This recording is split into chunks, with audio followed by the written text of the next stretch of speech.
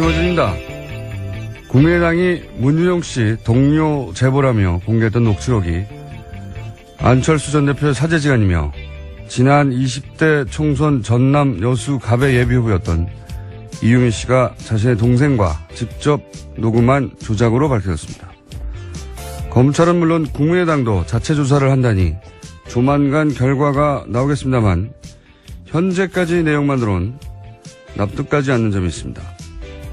제보 파일을 처음부터 음성 변조된 채 받은 게 아니라면 그 녹취에 이유미 씨 본인 목소리가 등장하는데 그게 누구인지 당에서 아무도 몰랐다는 건가요? 최소한 이유미 씨가 이 파일을 건넸다고 알려진 이준서 최고위원은 이유미 씨 자신이 녹음한 파일이라는 걸 알았어야 하는 거 아닌가요? 만약 처음부터 음성 변조가 된 파일만 받았다면 최소한 당사자가 실제 하는지 연락은 해봤어야 하는 거 아닌가요? 변조를 했던 하지 않았던 이 상황이 저는 납득이 가지 않습니다.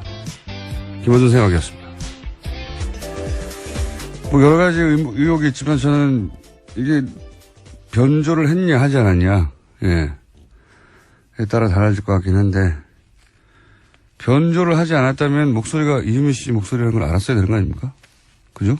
네, 그렇죠. 동생과 대화했던 내용이라고 하니까요. 본인이 이유미 씨가 직접, 등장합니다. 예, 본인과 동생이 등장하는데 그러면 이제 이유미 씨 본인 목소리니까 변조하지 않았으면 이 파일을 처음 받았던 국민의당 관계자 지금까지는 이제 이준서 최고위원으로 알려진 것 같은데 이준서 최고위원은 알았어야 하는 거 아니야 이거죠 최소한 당사자는 이유미 씨 목소리니까. 그리고 처음 변조를 했으면 들고 온 사람한테 이 목소리에 등장하는 이 증언하는 제보자가 누구냐 알아봤어야 할 것 같은데 말이죠. 최소한의 신빙성 확인은 있어야 될 만큼 큰 자료이기 때문에요. 네. 이렇게 생각할 수밖에 없는 게 당시에 그 기자회견 5월 5일날 기자회견을 보면 녹취 파일을 음성 변조하지 않은 채 받은 것으로 그렇게 짐작할 수 있는 기자회견 내용이 나오거든요. 잠시 들어보시겠습니다. 예, 말씀드린 것처럼 판스스 대학원을 같이 다녔던 아주 가까운 사이입니다. 좀 통화를 하신 건가요? 예, 국민의당에서 직접 통화했고 본인이 이 내용에 대해서 언론의 보도에도 부탁 그리고 또 본인이 문준용 씨와는 2년 정도 같이 미국 유학하면서 별별 얘기를 다 들었다. 네. 직접 통화했다는 내용도 나오는데 이건 사실이 아닌 것으로. 2년 동안 같이 있었다라는 이야기도 전혀 사실이 아니죠. 네. 근데 이제 이 기자회견장에서 보면 파일을 편집해달라고, 예. 누군지 특정할 수 없도록 편집해달라는 내용이 나오거든요. 네.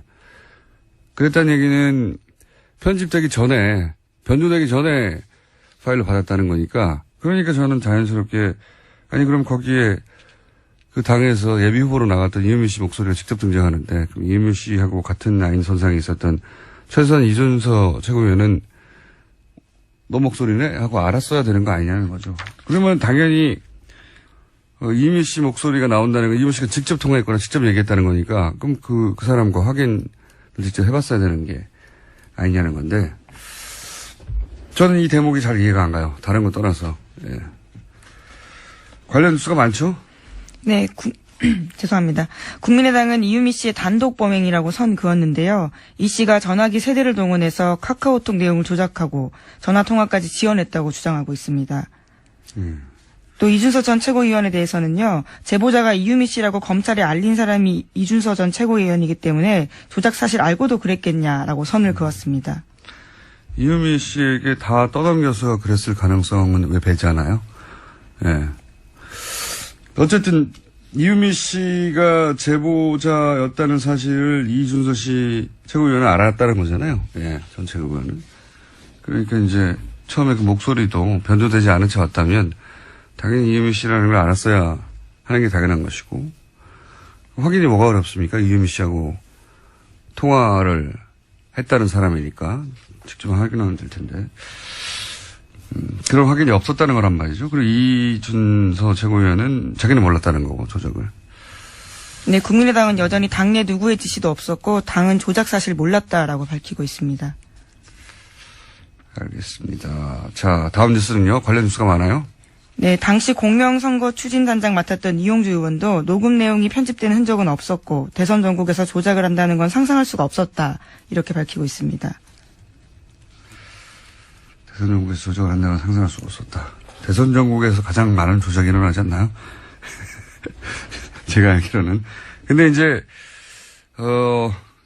이 내용, 조작 파일 내용, 다시 들여다봤어요. 그때는 이제 그 슥슥 지나갔던, 내용이었는데, 이제 다시 꼼꼼하게 제가 한번 당시 기자회견 전문도 보고 봤는데, 일단 이유미 씨는 작년 20대 총선에 나갔을 뿐만 아니라, 그때 전남 유일의 여성 후보였어요. 네, 예비 후보였죠. 예. 여성 예비 후보. 예. 그래서 나름 지역 언론의 주목을 받았습니다. 네. 그래서 지역 언론 인터뷰를 제가 쭉 뒤져보니까 이렇게 얘기를 했어요. 여수신문과 인터뷰였었는데 보니까 안철수 대표의 수족이라고 할 수 있는 금태섭 변호사가 이제 더민주당으로 갔기 때문에 이제 저 한 사람만 당내에 남아있다. 스스로 이렇게 표현했어요. 예. 물론 본인만 그렇게 생각할 수 있습니다. 본인만 그렇게 본인의 중요도를 생각할 수도 있는데, 이분이 이제 카이스트 대학원에서 만나서 청춘 콘서트 때 전국 순회를 서포트를 했다는 거잖아요. 전국을 같이. 굉장히 큰 인기 있는 콘서트였죠, 그때. 그 사적 인연은 따지고 보면 지금 국민의당 당내에 있는 의원들 누구보다 더 길어요. 정치 나뉠 때부터 같이 만났으니까. 그리고 진심 캠프도 있었고, 충성도가 높은 확실한 안철수 라인이다. 여기까지 말할 수 있는데, 어쨌든 조작했다는 녹취 내용을 보면 당시 이런 내용이 나옵니다. 2008년 9월부터, 파슨스를 같이 다녔던 동료라고 이제 표현이 되거든요. 물론, 파슨스에 다닌 적이 없죠. 실제로는. 네, 그 남동생입니다. 네, 다닌 적도 없고, 네.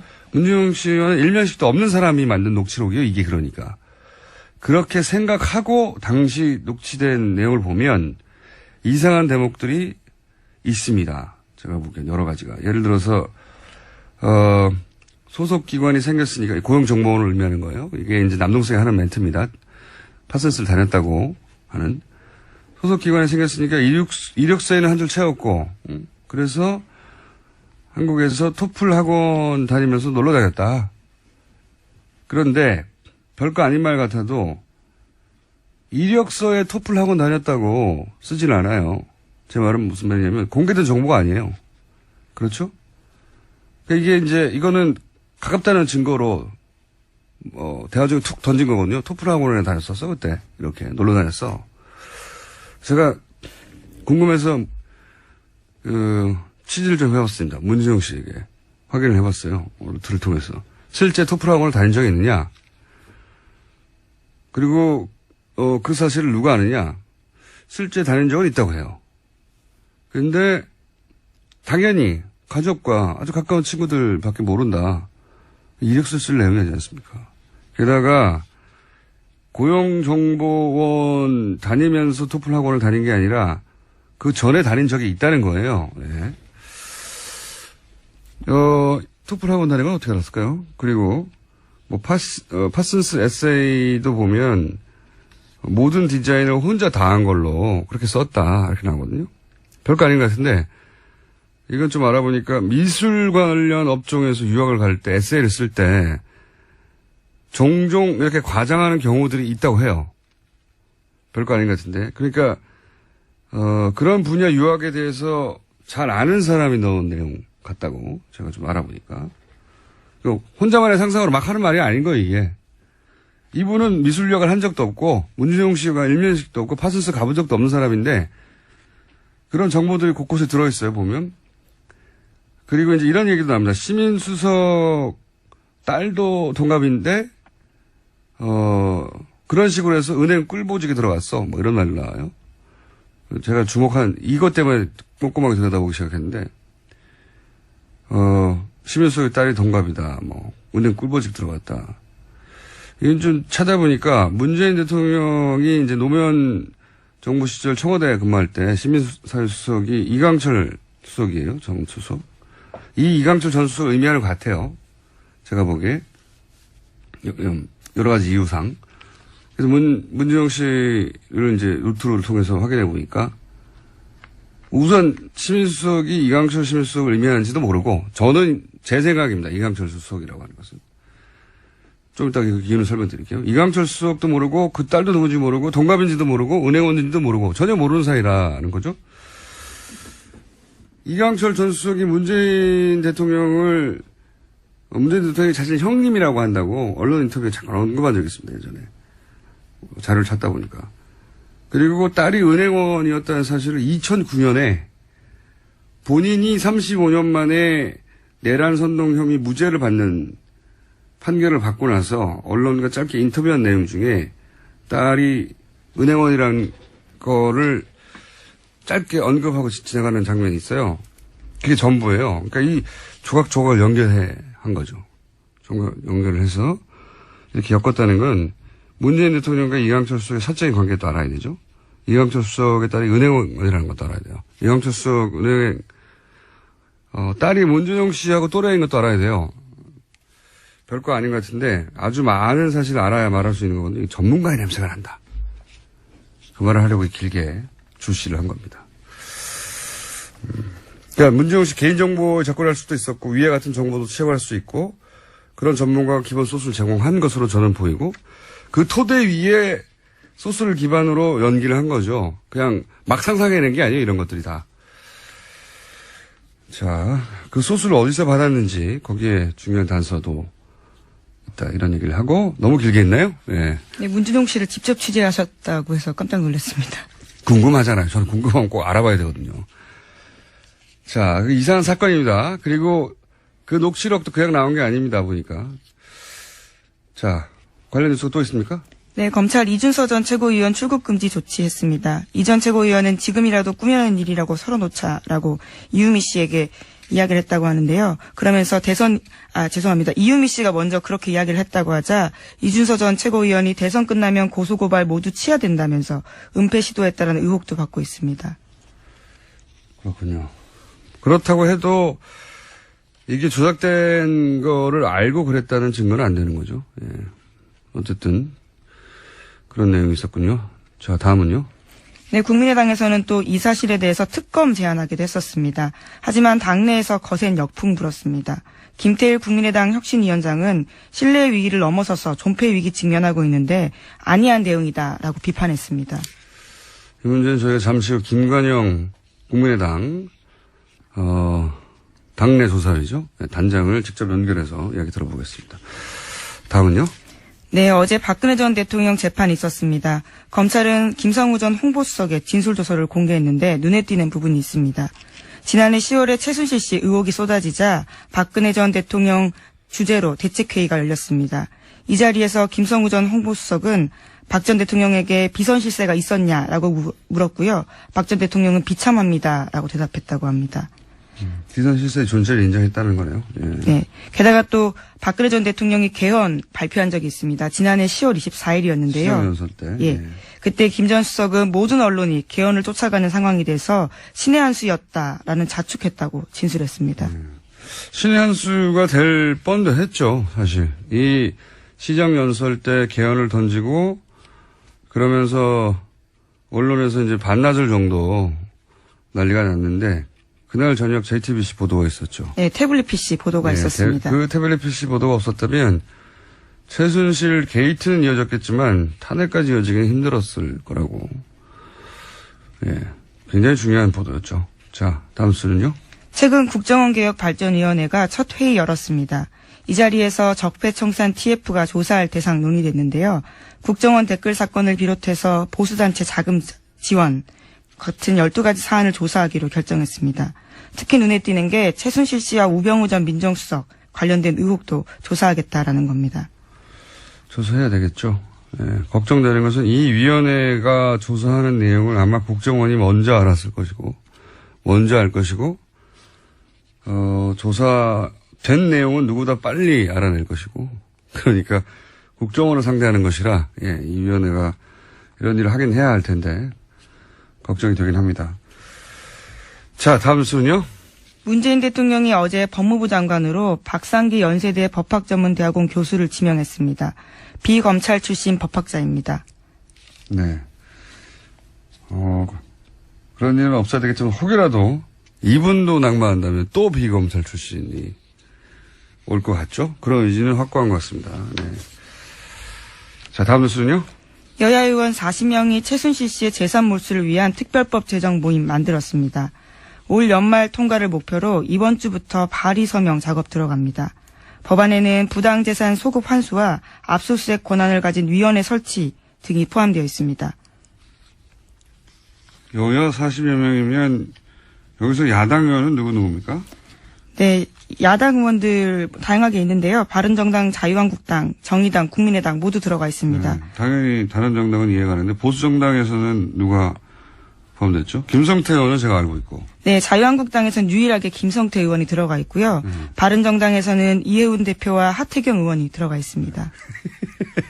3분의 2가 저희 고조이고 한 사람은 저희 단골이군요. 예.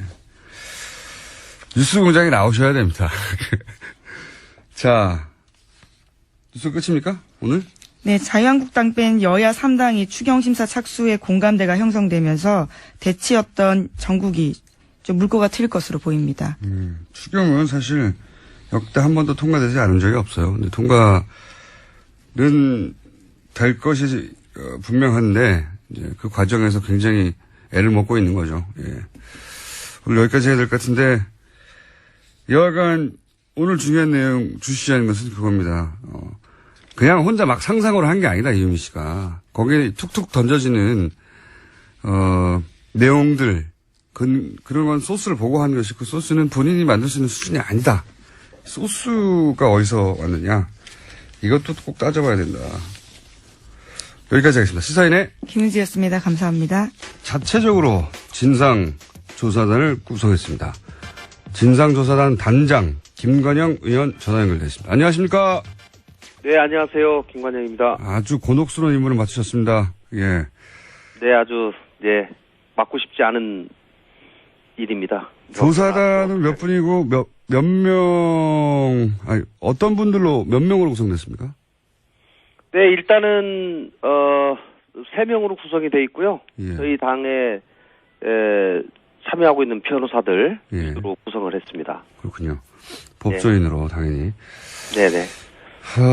뭐 검찰 조사 별도로 공당인 만큼 당내 조사단 꾸리신 걸로 아는데 이제 막 꾸려졌으니까 진도는 많이 나가지 않았겠지만 혹시 현재 파악한 것 중에 어제 박수원 위원장 발표와 달라진 점이 있습니까 혹시? 위원장님이요? 네, 위원장님이 이제 기자회견 하면서 시작됐지 않습니까? 지금 그 사이에 달라진 게 있냐 이거죠, 혹시라도. 달라졌다기보다는요, 저희가 어쨌든 이제 사건을 전체적으로 파악을 하고 진상을 정확하게 규명해야 되기 때문에 중간중간에 뭐가 나왔다 얘기하는 것은 적절하지 않은 것 같고요. 그렇군요. 예, 전체적으로 모든 분들의 진술과 또 증거를 가지고 얘기를 해야지 국민들이 믿을 수 있기 때문에 증거를 수집하는데 심혈을 기울이고 있습니다. 전체적으로 파악 중이신 거란 취지인데 이건 어떻습니까 그러면? 이유미 씨 단독 범행으로 발표됐는데 이유미 씨는 이제 지시받은 거라고 아마도 이준서 최고위원을 의미하는 것 같은데 이 관련해서 사실관계가 혹시 추가적으로 밝혀진 건 없나요? 네, 아직은 없고요. 네. 이제 당에서 공식적인 입장으로 단독 범행이다 이렇게 발표한 것은 없습니다. 다만 이 당시에 언론 보도에 책임을 맡고 이 문준용 씨 취업 특혜 의혹을 전체적으로 취급하고 있었던 공명선거 추진단이라고 있습니다. 네네.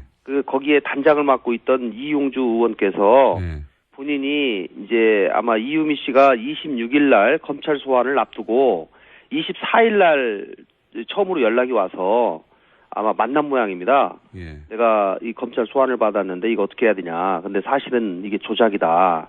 이제 이렇게 얘기하니까 이용주 의원도 깜짝 놀래가지고 진상을 파악해보고 관련된 당시에 언론 보도에 참여하신 분들 몇 명 만나서 당시 상황을 쭉 들어보고 이렇게 했는데 이제 이용주 의원 본인의 판단으로는 아마 이유미 당원의 개인적인 조작극이다라고 이렇게 판단을 하는 것 같은데요. 어쨌든지 또 이유미 씨는 그게 다른 분들하고 연결이 돼 있다 이렇게 또 주장을 하고 있지 않습니까? 네. 그렇기 때문에 저희 입장에서는 모든 가능성을 열어두고 조사를 하고 있다는 말씀을 드리겠습니다. 그러니까 이제 이게 단독으로 했다라고 하는 언론 보도는 사실은 이용주 의원의 개인적인 생각이고 지금 당 차원 조사단은 가능성을 다 열어놓고 조사하는 중이다. 이런. 네, 그렇습니다. 예. 그렇군요. 단장님, 의원님 개인적으로는 이게 단독으로 했다는 게 혹시 납득이 가십니까? 뭐 지금 상황에서는요 모든 가능성을 열어두고 보고 있고요. 이제 이준서 의원하고 어떤 대화가 오갔는지를 좀 면밀하게 조사를 하는 것이 가장 관건인 것 같습니다. 그런데 지금 가장 큰 벽은 이유미 씨가 지금 검찰에 구속이 돼가지고 지금 수사를 받고 있지 않습니까? 연남하실 수. 예. 그래서 검찰 수사가 어느 정도 좀 마무리가 돼야지 저희가 면담이 가능할 것 같아요. 그래서 그 전까지는 그 다른 분, 특히 이준서 씨와 그 주변 인물들 이런 사람들에 대한 면담 조사 이런 것들을 중점적으로 하고 결국은 이유미 씨를 저희가 직접 만나서 얘기를 들어봐야지 그것이 전체적으로 퍼즐이 맞춰질 수 있지 않을까 싶습니다. 다만 이제 한편으로는 어떻게 이런 일을 그 양반 혼자 할 수 있겠느냐 이제 이런 생각을 충분히 국민들이 또 할 수도 있고 또 이유미 씨가 또 그런 내용을 얘기를 했기 때문에 더더욱 그렇게 생각을 할 수 있을 거라고 또 생각을 하기 때문에 그런 부분도 가능성을 열어놓고요. 한편으로는 제가 이용주 의원하고 어제 잠시 한번 만났습니다마는 이용주 의원 얘기도 나름 그분이 부장검사 출신이기 때문에 상당한 근거를 가지고 얘기를 하고 있습니다. 그래서 모든 가능성을 열어놓고 조사하고 있다는 말씀을 드리겠습니다. 물론 이용주 의원도 이제 검사 출신으로 본인 관점에서 이 사건의 얼개를 파악을 했겠죠. 근데 여전히 이제 그걸 다 혼자 했단 말이냐 하는 부분에 대해서는 많은 분들이 이제 의문을 가지고 있는데, 이건 어떻습니까? 이제 단장으로서 제가 의견 몇 가지 여쭤보겠는데, 국민의당에서는 5월 5일 이 관련 이제 기자회견을 하면서 당시 어떤 얘기가 나왔냐면, 언론들이 인터뷰를 하게 해달라, 제보 당사자와 이런 요구가 있자. 서면 인터뷰가 진행되는 걸로 예정돼 있었습니다. 5월 5일 날. 그래서 하루 만에 취소가 돼요. 제가 그때 좀 의아했던 것이 당에서 그 제보를 사실로 믿는데 당사자가 노출되는 것도 아니고 서면 인터뷰인데 왜 당에서 취소할까? 제가 의아해서 기억이 나는데 혹시 당시 왜 취소했는지 아십니까? 저는 당시는 몰랐고요. 제가 이제 어제 나름 그 부분에 대해서 제가 어제 파악한 바로는 당시에 언론 보도를 하기에는 적절하지 않다. 이 증거를 가지고 온 증거가 다소 조악한 면이 있고 가장 중요한 것은 그 파슨스 스쿨의 동료라고 한 사람, 그 사람에 대한 인적 사항이 파악이 돼야지 기자들이 그 사람한테 직접 정확하게 사실관계를 물어볼 수 있기 때문에 그 부분을 저희 검증팀에서도 요구를 한 것으로 알고 있습니다. 그랬더니 이제 소위 지금은 이제 이유미 씨로 밝혀졌죠. 이유미 씨가 그 사람이 파슨스쿨을 졸업하고 현재 대기업에 지금 취업 중인데 엄청나게 어려운 결단을 해서 이렇게 증언을 해줬는데 그 양반한테 직접 기자들이 전화를 하기 시작하면 그 사람은 더 이상 그 회사를 다닐 수가 없다. 그러니 그분을 설득을 해서 내가 이메일 주소를 받아오겠다. 그러니 이메일 주소를 받아오면 거기로 기자들이 서면으로 질문을 해라. 이렇게 얘기를 했고 결국은 이메일 주소를 받아왔어요. 그래서 이제 검증팀에서도 이 정도면 믿을 수 있겠다라고 해서 발표를 한 것으로 이렇게 이해를 합니다. 다만 이제 기자들이 건네받은 이메일 주소로 이 인터뷰를 실제로 몇 명이 아마 보냈다고 합니다. 보냈는데 그게 이제 퇴신이 안 오니까 그건 이미 발표된 뒤죠. 발표된 뒤에 나오니까 기자들이 왜 이메일 인터뷰를 한다고 하더니 내가 인터뷰를 보냈는데 답이 안 오냐. 자, 이렇게 얘기를 하니까 또 그쪽에서는 이게 언론 보도가 나간 다음에 자기가 생각했던 것보다 너무 파장이 커서 내가 생각했던 것보다 너무 소위 좀 두렵다. 나 더 이상 언론들과 접촉하지 않겠다. 이렇게 그 당사자가 얘기를 하고 있다. 이렇게 얘기를 했다는 거예요. 그렇기 때문에 당시 그런 정황들을 전체적으로 보면 그럴 수도 있겠다라고 이제 생각을 한 거죠. 당신은 그런 해명을 그냥 받아들였다. 네. 네, 그렇습니다. 목소리를 공개했는데 그냥 목소리도 아닌 얼굴도 아닌 이메일만으로도 인터뷰를 하는 게 부담스럽다고 해서 그럴 수도 있겠다 해서 취소됐다 이거죠. 예. 저는 뭐 그렇게 일단은 제가 들었습니다. 한 가지만 더 여쭤보자면 거기 당시 또 기자회견장의 상황에서 어떤 말이 나왔냐면 김성호 당시 공명선거 추진단 부단장은 제보자가 음성을 편집해서 목소리가 특정되지 않게 해달라는 부탁이 있었다. 이런 얘기를 했습니다. 그렇다는 얘기는 제보받을 당시에는 목소리가 변조되지 않았다는 거거든요. 그러면 당내에서 그 목소리가 이유미 씨 목소리라는 걸 누군가는 알았어야 하는 거 아닌가요? 혹은 최소한 그걸 받았다고 하는 이준서 최고위원은 이거 이유미 씨가 직접 녹음한 거네. 이걸 알았어야 되는 거 아닌가요? 글쎄요. 뭐 그거는 제가 정확하게 그 부분까지는 뭐 파악을 안 했습니다만은 예. 그 부분도 제가 한번 파악을 해보겠습니다. 예. 어쨌든지 간에 뭐 지금 되돌아보면 예. 검증에 상당히 문제가 있었지 않냐라는 이제 문제가 제기될 수 있는데요. 네. 뭐 또 당시에는 그 부분이 너무 핫한 그런 이슈였기 때문에 정말 어려운 뭐 시도를 통해서 그런 획득하기 힘든 그런 것들을 획득해 왔다라는 또 그런 생각들을 좀 한 것 같습니다. 예. 알겠습니다. 당신은 어렵게 정보를 얻었는데 또 괜히 당사자하고 어렵게 네. 관계를 맺어가지고 확인한다고 하다가 그 정보까지 날아갈까봐 그런 거지. 이제 또 그분을 뭐 보호해야 된다라는 그런 얘기들을 자꾸 하니까 소위 이제 이유미 씨가 한 거죠. 이유미 씨가 그분의 신분이 노출되는 거에 대해서 상당히 꺼리고 있다라고 얘기를 하니까 뭐 당시에는 또 5월달 초에는 이미 문재인 후보가 상당히 뭐 거의 확정적으로 돼 있는 상황이기 때문에 뭐 이런 상황에서 이런 용기 있는 것을 할 경우에는 충분히 그렇게 생각할 수도 있겠다. 그렇게 생각을 한 것 같아요. 알겠습니다. 국민의당 차원에서 기본적인 검증을 안 했다. 뭐 이런 비판을 앞으로 계속 받을 수밖에 없는데 그거는 당연히 이제 단의 조사 끝나고 나면 책임 소재가 어디인지도 밝혀지겠죠.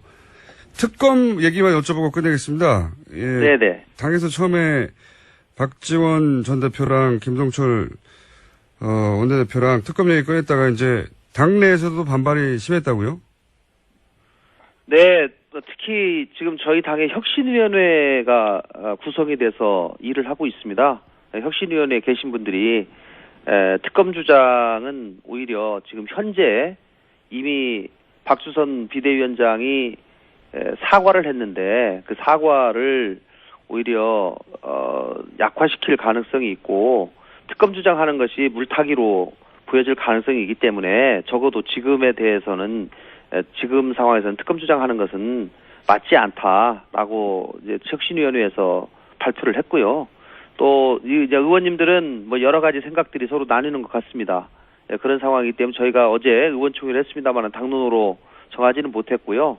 저 개인적으로는 뭐 지금 상황에서 특검 주장하는 것이 오히려 저희가 물타기 하려고 하는 거 아니냐라고 하는 그런 의심을 괜히 자초할 이유가 없다. 그렇기 때문에 이미 이 사건에 관해서 검찰의 수사가 이미 진행되고 있기 때문에 검찰 수사에 철저히 협조해서 진상이 정확하게 규명되도록 하고 뭐 특혜 의혹은 그 나름대로 별도의 절차를 통해서 진실을 규명하면 된다 이렇게 생각합니다.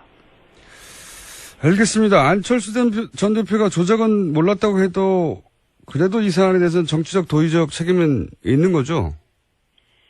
뭐 정치적 도의적 책임은 결국 국민들의 판단 몫이고요. 본인께서도 여러 상황을 고려해서 적절한 입장 표명을 하지 않을까 싶습니다. 예. 네, 정치적 도의적 책임에 대해서 뭐 국민들도 판단하겠지만 안철수 전 대표도 판단해야 되고 당에서도 판단해야 될 것 같은데 이 문제는 네. 뭐 저희가 입이 10개라도 할 말이 없는 문제고요. 저도 대단히 참담하고 창피합니다. 그리고 당의 온 구성원이 국민들께 사죄해드릴 일이기 때문에 당의 구성원인 안철수 대표도 이 부분에 관해서는 지금 상황에서 똑같은 생각을 가지고 있을 것이라고 생각하고요. 다만 정확하게 진상이 어느 정도 밝혀진 다음에 안 대표께서는 입장 표명을 하는 것이 뭐 저 개인적으로는 좀 맞지 않나 이렇게 생각합니다. 알겠습니다. 오늘 여기까지 듣고요. 유의미한 결과가 나오면 다시 연결하겠습니다. 네, 감사합니다. 감사합니다. 지금까지 나라 걱정. 이제 나라 걱정을 하다가 드디어 원내정당의 당대표가 되었습니다. 축하 다시 한번 드립니다. 네. 감사합니다. 근데 축하받을 지금 상황이 아닌 것 같아요. 기억하기로 제가 올 초였어요. 올 초여서 올 초 1월이었던 것 같기도 하고 2월 초였던 것 같기도 하고 하여튼 1월 2월입니다. 그때 대표님한테 이제 대표님이라고 네. 대표님한테 바른정당 당대표가 곧 되실 거라고. 어머. 예. 예. 그런 얘기를 하셨던 건 기억이 나네요. 제가 시점은 기억이 잘 안 나지만. 그쵸. 예. 그랬더니, 어림도 없다고. 본인은 안 할 거라고 그러셨잖아요. 참 사람이, 한치 앞을 모르네요. 저는 알았습니다. 네. 네, 존중하겠습니다. 당대표가 되실 이제 시대 흐름이라고 제가. 예. 이 완전히 십자가의 길입니다. 본인이 당대표로 현충원에 가서 참배하고 이런 그림을 금방 그려보지 못하셨죠. 그러니까 네. 얼마 안 했죠. 곧 그렇게 될 거라고 생각 안 해보셨죠. 사실 진짜 선거 마지막 날까지도 그 다음날 생각을 못했어요. 경황이 하나도 없어가지고. 이 모든 게 뉴스공장의 한 30% 이상에서 한 50%까지의 인정. 인정? 네. 근데 문재인 대통령하고도 전화 통화했다고 잠깐 단신으로 나왔던데. 네. 어제 전화를 주셨고요. 뭐 축하한다. 그다음에 이제 추경 청문회 이런 거에 대해서 이제 입장 설명하시고 좀 이제 야당이 도와달라 이런 말씀하셨는데 제가 좀 놀란 거는 추경에 대해서 이제 세세한 항목을 설명하시는데 우리 이 대표께서 평소에 주장했던 이런 게 들어있다. 평소에 주장했다. 그러니까 제가 뭘 주장했는지 워딩을 다 누가 챙겨드렸나 봐요. 그래가지고 귀하가 이런 걸 주장하지 않았냐, 저런 걸 주장하지 않았냐, 그것도 여기 들어있다 이렇게 말씀하시는데 사전 조사를 한 다음에 이 청와대 참모진이 이게 정말 보통 아닙니다. 강적입니다. 참모진이 아니라 본인이 직접 했을 수도 있어요. 그래요? 예. 대통령이 그렇게 시간이 있으실까요? 근데 제가 알기로는 보고서는 하나도 안 빼고 다 읽는다고. 네. 그래가지고 제가 순간 조금 당황했습니다. 근데 이제 이렇게 말했는데 좀 도와주시지 이거 아닙니까 한마디로. 네, 그런 거죠. 네. 그래서 사람 도망 못 가게 딱 잡으시는 거죠. 사실 저는 처음부터 이제 추경에 대해서 심사하자 그리고 그러셨죠. 이제 네, 뭐 그런 거긴 한데 그래서 또 대통령이 그렇게까지 또 말씀하시는데 저도 또 이제 성의를 보여드려야 되잖아요. 심사는 하되 그 중에 항목별로 조정하자 그렇게 조정하자는 말씀드렸고 그다음에 그때 어제 통화였으니까 내일 출국하시는데 잘 다녀오시라는 말과 함께 저희가 그때는 이제 어제니까 오늘이라고 표현을 했죠. 오늘 아침 저희가 이제 최고위원회에서 이렇게 입장을 표명했습니다. 우리 대한민국의 대표로 대통령께서 나가서 정상외교를 하는 동안에 여야가 일치단결해서 어쨌든 외교에는 여야가 없다 이걸 좀 보여드리는 차원에서 대통령 나가 계시는 동안은 대통령에 대한 뭐 정쟁 공격 이런 건 자제하자. 우리부터 자제할 테니까 다른 야당도 동참해달라. 이런 좋네요 스탠스. 저희가 그렇게 했거든요.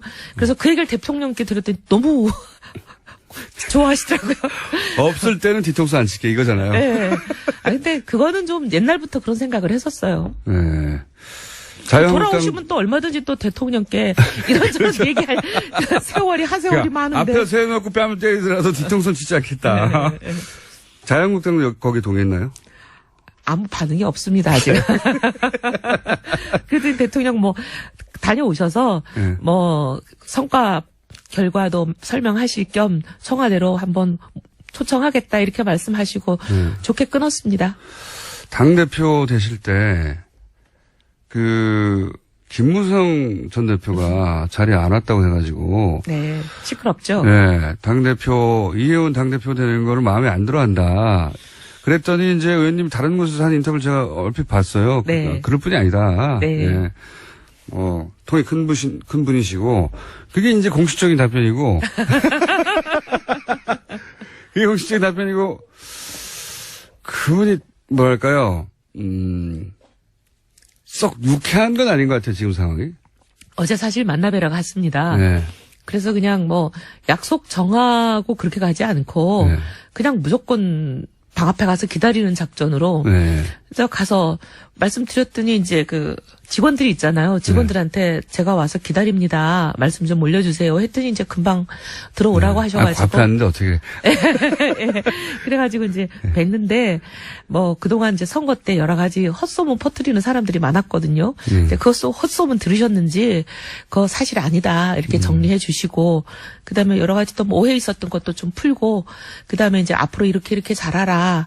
뭐 얘기도 해주시고 그래서 제가 또 경륜도 있으시고 워낙 또 뭐 중진 어른이시고 한국 정치는 손바닥 보듯이 알고 계시니까 제가 자주 지혜를 구하러 오겠습니다 이렇게 말씀드리고 잘 네. 끝났습니다. 서로 그냥 뭐랄까요, 오피셜한 얘기만 하셨고요. 다들 할 수밖에 없는. 유승민 의원과는 그래서 통화하셨어요, 그 다음에? 통화를 할 형편은 정말 이게 극한 직업이돼요. 뭐 거의 1, 2분을 시간이 나질 않아요. 당대표. 예. 네. 저 와주셔서 감사해요, 이번에. 예전에는 저희가 코너를 마련해드려서 감사해달라고 했는데. 네. 아니요. 당대표는 정말, 모시기 어렵다는 저도 잘 압니다. 진짜 정신이 없더라고요. 예. 근데 그래서 전화는 못했는데 어제 본회의가 있었습니다. 본회의장에서 잠깐 조우했어요. 그랬더니 뭐라, 뭐 잘해라. 뭐 이런 얘기만 하시던데요. 반가워하던가요? 저거 내 자리인데. 내가 대선 후보에 나가는 바람에. 그런 얘기 없었고요. 예. 그런 얘기 하시겠어요. 그런 생각도 안 하실 텐데. 이제 대표님이 생각하시는 앞으로의 첫 번째 과제. 그러니까 뭐 추경이나 이런 건 당연히 예정된 수순이고 네. 그거 말고 네. 스케줄은 없지만 이게 내가 앞으로 꼭 가장 먼저 해결할 우리 당의 과제다. 이게 지지율이요. 지지율. 예, 지지율이 제일 사실 모든 길은 로마로 통하는 게 아니라 모든 길은 지지율로 통하니까. 모든 정치는 지지율로 통하죠. 예. 예. 아니 뭐 당내 화합이다 뭐다 이것도 결국 지지율 문제지. 많은 사람들이 뭐 인간관계가 틀어져서 뭐 당을 나가니 많이 이렇게 이해하시는데 인간관계 엄청 좋아도요. 이 지지율 떨어져가지고 본인 이 주판을 튕겨보고 이해관계 달라지면 그렇죠. 또 인간관계 소용이 없는 그런 게 정치권 같아요. 정치권에서는 재산이 지지율이거든요. 예, 그래서 네. 지지율 올리는 게 어쨌든 뭐 제 목줄인데 뭐 방법이 아무리 생각해봐도 여기 자주 나오셔야 됩니다. 뉴스공장에. 생각해보니까 네. 결국 저희가 20석 가지고 지금 캐스팅 보트를 할 수 있는 상황도 아니고 결국은 우리가 선명하게 뭘 하겠다. 우리의 비전은 뭐고 어떤 가치를 추구하는 사람들이고 우리가 믿을 만한 사람이다. 이런 것을 차근차근 보여드리는 수밖에 없지 않나. 좀 어떻게 보면 답답한 소리 같지만 그래도 이게 왕도 같아요. 그리고 뉴스공장에 자주 나오시고요. 고정으로는 못 나오신다는 건 저도 이제 받아들이는데 네. 자주 좀 나와주십시오. 최선을 다하겠습니다. 네. 네. 이 정치권에서 대표님만큼 뭐랄까요? 어떤 사안에 대해서 그냥 확 말해버리는 분이 드물거든요. 저희 사고 뭉치라는 뜻이네. 저희 뉴스공장에서도 확 말해버리시는 게 많잖아요. 네. 말하고 나서 나가시면서 내가 그 말을 왜 했을까 하더라도. 이 성격은 평생 가다 안 고쳐지나 봐요. 네. 이 소위 뭐 페인트 모션 이걸 평생 못하는 게 제가 참. 네. 이 코너에 나오면 그리고 당 대표가 됩니다. 다음 바른정당에서는 누가 여기 코너에 나올래나? 적절할까요? 어떻게 생각하십니까? 꽂아주고 가셔야죠. 하태경 의원도 좋은 후보고. 하태경 의원을 할까라고 제가 얼핏 언급했더니 어제가요? 했더니 안 된다는 문자가 300개 나왔어요. 아, 그래요? 아니면 문자가 많이 온다고 해서 저희가 네. 누굴 하고 안 하고는 안 하지만. 예. 그래도 뭐 그러면 또 문자 주시는 분들께 방송에 공개 모집을 하시죠. 누가 좋겠냐 추천해달라. 바른정당에서는 네. 이혜원 의원이 이제 매주 못 나오기 때문에 대표님이 물론 뭐 사안이 있을 때마다 저희가 직접 모시기도 하긴 하겠지만 고정으로 못 나오니까 그다음 바른정당은 누구를 할까. 저희 돌아가서 좀 고민 저도 해보겠습니다. 의논도 해보고. 네. 누구 하나 꽂아 놓고 가셔야죠. 아니 거기다가 이좋은 소위 말하면 황금어장을. 그럼 저희가 그분 이제 처음 오셔서 3배수로 한 다음에 네. 인사청문회. 아 오디션 보실래요? 인사청문회를. 인사청문회. 네. 말을 확 질르나 안 질르나 그거 보시는 거죠? 저 큰일 났어요. 근데 네. 자유한국당은 네. 홍준표 대표가 될 것 같고요. 그렇겠죠? 가능성이 아주 높고요. 네. 될 것 같다고 저는 개인적으로 생각하는 겁니다. 이게 무슨 물성인 게 아니라 개인적인 생각인데 될 것 같은 가능성이 높다고 다들 보고 있고 이혜원 의원은 바른정당의 당대표고 두 분 제가 보는 상극이거든요. 상극. 싸우지 않을까? 두 분 다 제가 아는데 상극에 가까워요. 네. 네. 어떡하죠 이제? 아 저는 그거를 질문들을 하시더라고요. 네. 인터뷰를 하니까. 아주 상극인데. 아, 그래서 저는 우리 홍준표 전 지사님 같은 분의 근거 없는 막말 정치, 막장 정치에 대해서는 일일이 대응하지 않겠다. 전 대응 안 할 생각입니다. 무슨 말을 하더라도. 네. 그래도 진짜 아주 말초 신경을 자극하는 워딩을 또 언론들이 저한테 들이대면서 이 워딩에 대해서 어떻게 생각하냐. 생각하십니까? 다 물어보셨는데 뭐 입에 올리고 싶지 않은 워딩들이라 제가 그런 발언에 일일이 대응하지 않겠습니다. 일일이 대응하지 않으셔도 계속 할걸요? 하셔도 뭐 저희는 신경 안 쓰겠습니다. 이제 그분들은 그분들 나름대로 길을 가시고 국민들의 신뢰로부터 점점 멀어져 가는 길을 걷고 계신 것 같은데 우리가 뭐 거기 신경 쓸 거 없을 것 같아요. 알겠습니다. 저희가 이제 각 당의 새로운 당대표들이 다 결정되고 나면 월간 당대표라고 아, 네. 한 달에 한 번씩 모아서. 한 번씩 이렇게 돌아가면서 네. 코너 제목은 당다라당당이라고요. 당다라당당 예. 코너에서 월간 당대표 예. 한 번씩 오실 테니 그때 꼭 나오시고요. 네, 당연히. 우리 네. 홍 전 지사님, 홍 대표가 되시면 네. 어떻게 하시는지 좀 보겠습니다. 국민의당 사태는 어떻게 보십니까? 아, 저는 너무 충격받았어요. 어떻게 이런 일이 대명천지에 21세기 대한민국에서 그걸 너무 놀랐는데 진실이 뭔지 이거는 끝까지 규명이 돼야 될 것 같아요. 한 가지만 여쭤볼게요. 이게 이제 단독이라고 지금까지의 입장으로는 단독으로 한 것이라고 이제 당에서는 이야기하고 있고요. 근데 본인은 자꾸 시켜서 했다고 그러지 않아요? 근데 제가 궁금한 것은 이제 정치판에서 이제 2007년을 겪어보셨고, 예. 2012년을 보셨고, 2017년을 보셨지 않습니까? 서당께 3년이면 풍어를 없는데요. 그러니까. 제가 3년을 4번 된 것 같은데요. 대선판이라는 게 어마어마한 판이잖아요. 네. 그리고 대선판에서 이런 걸 혼자 조작했다는 게 이게 정말 납득하기 힘들거든요. 저도 좀 그렇게 보는 게, 왜냐면 이분이 그냥 뭐 예를 들면 집에만 계시던 전업주부를 아주 순진무구하신 분이다. 그러면 뭐 이해가 된다. 측면이 있는데, 이분이 출마도 몇 번 하셨고, 이 당에 또 바라는 것도 많고, 이 선거판이라는 걸 겪어보신 경험이 있는 분 같아요. 출마를 하셨으니까. 네, 총선 예비 예. 후보로 2번 나가셨다. 총선을 해보면 대선도 대충 비슷한 작동 원리가 적용이 되니까 그런 거를 어느 정도 경험해봐서 아는 분인데 누군가로부터 내가 이런 공을 일종의 자기들 입장에선 공이라고 생각했을 공이죠. 텐데 큰 공이죠. 공을 세웠을 때 뭔가를 내락을 받거나 교감을 하거나 뭐 사전 지시까지는 아니었다 하더라도 내가 이런 거를 할 테니 뭐뭐뭐를 부탁한다든지 이런 뭐가 사전에 있지 않고 이런 일이 일어나는 걸 아직까지 본 적이 없어요. 그죠. 대표님 네. 거기까지 하시죠. 대표님인데. 네. 더 나가시면은.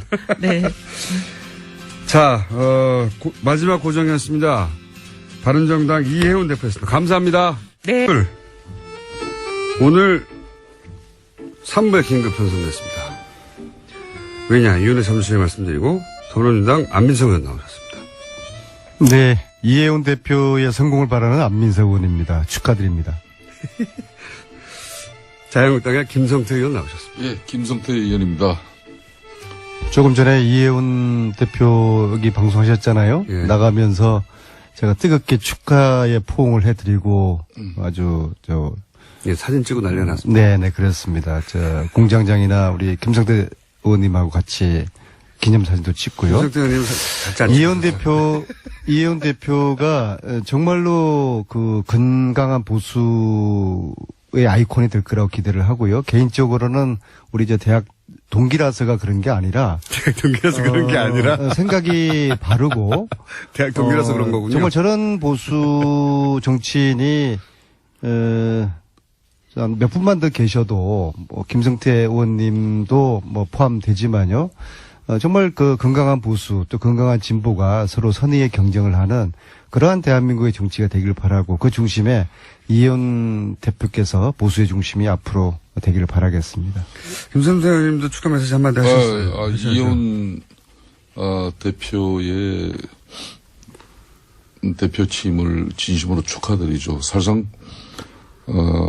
그동안 또 이 교통방송에서 같이 호흡을 맞추면서 늘 개혁보수와 또 왜 보수가 핵심해야 하는가 그래도 소신껏 많은 내용을 국민들에게 전달해 드렸는데 이제 그 부담을 저 혼자 이제 아는 것 같아서 또 한편으로는 무겁기도 합니다.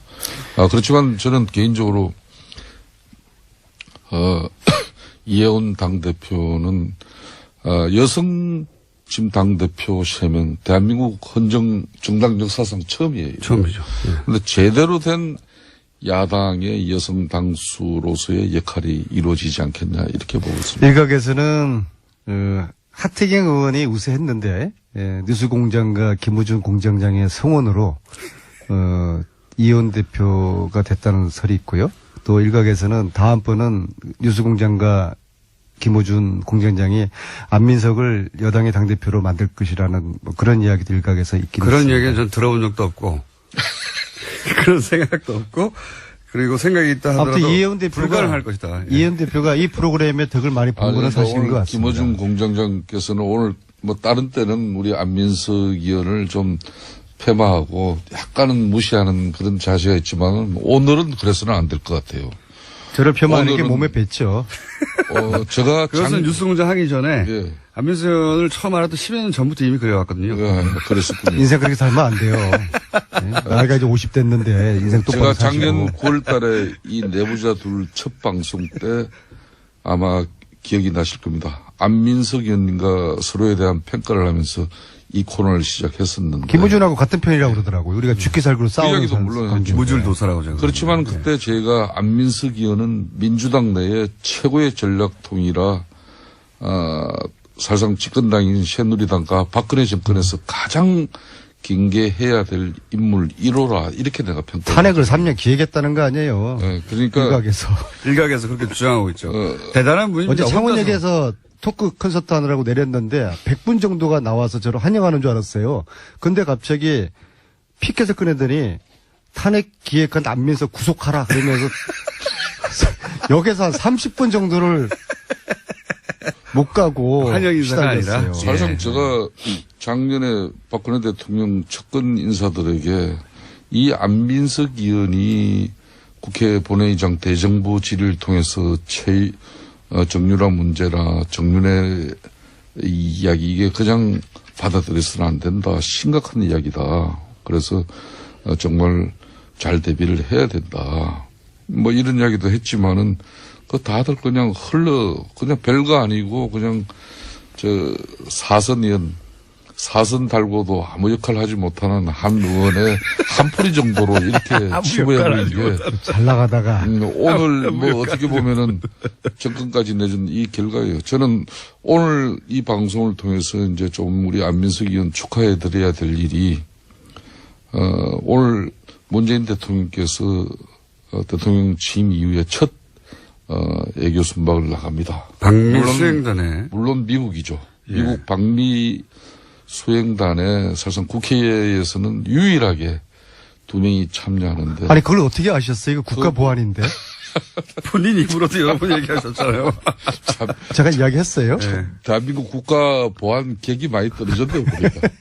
그러니까 우리 안민석 의원이 그 한 사람은 김경수 의원이에요. 네. 이거는 자타가 공인하는 문재인 대통령의 오른팔이니까. 오른팔이라 해도 과언이 아니죠. 그래서 가는 거라고 치면 그렇지만 안민석 의원은 뭐 오른팔도 아니고 왼팔까지도 아니고 예. 그렇지만은 새끼손가락도 아니고 사실 특히 대한민국 대통령 당선되고 미국 방문할 때 그때 수용하는 정치인이 가장 대통령의 신임을 많이 받고 있다는 그게 정설입니다. 아마 그런 측면에서 안민석 의원에 대한 대통령의 신임이 어느 정도인지 잘 아는 거죠. 근데 걱정이에요. 제가 이 왜 가십니까? 수행단의 핵심 인물로 가는 거를 미국 측에서 알게 되면은 우리의 카드가 노출되는 거거든요. 그래서 제가 극도로 말을 알면 미국에서 굉장히 반가워하겠죠. 말을 아끼고 언제 출발하느냐도 그건 국가 보안이다. 또 뭐 비행기 시간이 몇 시냐 제가 일체 이야기하지 않았는데 따로 가십니까? 아니면은 전용기 타고 계십니까? 국가 보안입니다. 네. 전용기 같이 타고. 네. 전용기 작전을 바꿔야 되겠네요. 전용기를 처음 타시는 거죠? 예. 국가 보안입니다. 사실상 거겠죠. 사실상 중요한 인물이 돼본 적이 없기 때문에. 지금 안민석 의원이 미국에서 박사 학위까지 받아서 본인 스스로 이제 미국통이라고 자랑하고 평소 다니셨지 않습니까? 또 가장 최근에 방문한 조혁 대위권으로 미국 텍사스주까지 가가지고 네. 그때는 이제 자비로 가셨고. 예. 그때 고생도 하셨고. 그렇지만 대한민국 국회의원들 중에 상당히 미국 전문가들이 많아요. 그럼에도 불구하고 안민석 의원을 꼭 집어서 이렇게 데려가는 것은 그만큼 이 사람이 문재인 대통령 탄생의 가장 1등 공신이라는 걸 문재인 대통령이 우리 국민들에게 사실상 공표한 거나 마찬가지죠. 저는 그렇게 생각하지 않습니다만, 의원님, 문자가 이런 게 왔습니다. 김성태 의원님 사실상 이 말 금지해 주세요. 어떤 말이요? 버릇이시거든요. 살상. 예. 실상으로, 살상으로 살상. 있어요? 제가 사실상. 뭐 정확한 내용 전달을 위해서 우리 청취자들은 안 보이는데요. 네. 사실상. 저분께서 당황하거나 거짓말을 할 때 코가 보통 사람 푸는데요. 코가 벌렁벌렁 거리는 그거는 있는데 그만해요. 예. 네? 사실상 그거는 저도 잘 못 느꼈는데 예리하시네요. 아니, 그건 항상 하신, 대화 중에 1분에 한 평균 2번 정도 등장합니다. 살상. 예. 근데 어릴 때 우리 담임선생님이 저한테 하신 말씀이 이야기할 때 솔직히 말해서 이렇게 이야기를 다는 사람을 조심하라.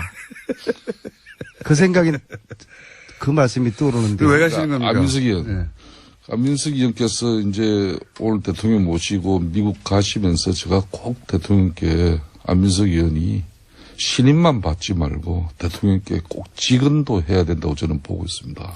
전해드릴 말씀 있으세요? 그래서 이 정상회담을 앞두고 대통령을 모시는 그런 몇몇 분들의 과거에 보면은 항상 첫 순방 때 많은 논란이 있지 않습니까? 윤창중 대변인 말씀하시려는 거 아닌가요? 특히 그런 가운데 안민석 의원은 수행단에 보통 덜뜹니다. 덜뜨는 분위기일 때 그때 정치인이 그 전체적인 분위기를 바로 잡아줘야 돼요.